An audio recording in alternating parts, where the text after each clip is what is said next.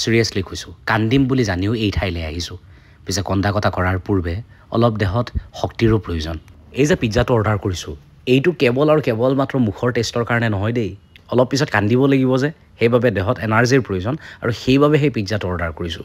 লগত cold coffee. মই যাৰ লগত আহিছোঁ তেওঁ খুব বেছি স্বাস্থ্যৰ প্ৰতি সচেতন, গতিকে কোল্ড কফি নাখায়, তেওঁ হেনো বেলেগ কিবা এটা খাব।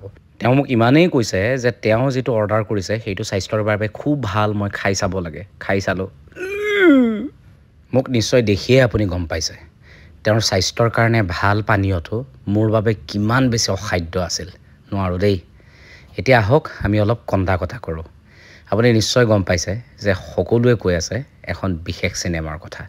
ছ'চিয়েল মিডিয়া খুলিবই নোৱাৰোঁ, কেৱল আৰু কেৱল মাত্ৰ এই চিনেমাখনৰ চৰ্চা।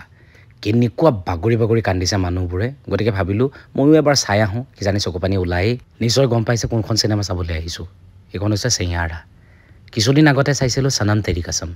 এই চিনেমাখন চোৱাৰ পিছত আপুনি ডাইৰেক্ট বাহিৰলৈ ওলাই আহিব নোৱাৰে, বাথৰুমত যাবই লাগিব, আপুনি চকু মুখ ধুবই লাগিব, কাৰণ আপোনাৰ চকু ৰঙা হৈ থাকিব, গম নোপোৱাকৈ আপোনাৰ চকুত চকুপানী ওলাব। এতিয়া আহি এটা মেংগ' জুচ খাই লৈছোঁ। এটা কথা কওঁ দেই, যাৰ বুকুত প্ৰেম আছে আৰু ৰিচেণ্ট ব্ৰেকআপ হৈছে, তেওঁ এই চিনেমাখন চোৱাটো বিৰাট দৰকাৰ।